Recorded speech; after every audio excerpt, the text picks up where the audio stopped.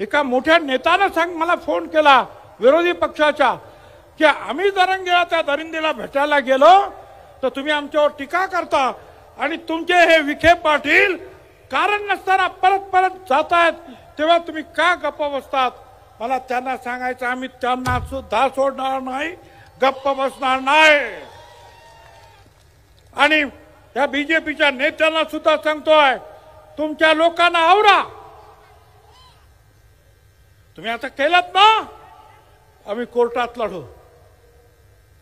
तुम्ही अशा उलटे सुलटे आदेश दिलेत ना, आम्ही रस्त्यावर लढू, आम्ही निवडणुकीत लढू. नाहीतरी आतापर्यंत तुमच्या पाट्या उचलल्यात ना रे आम्ही.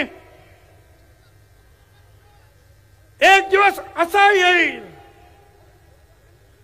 की आमचा हा गोर गरीब ओबीसी भटका विमुक्त हा सुद्धा पालखीत बसेल आणि तुम्हाला सतरंजा उठवायला लावल्याशिवाय राहणार नाही.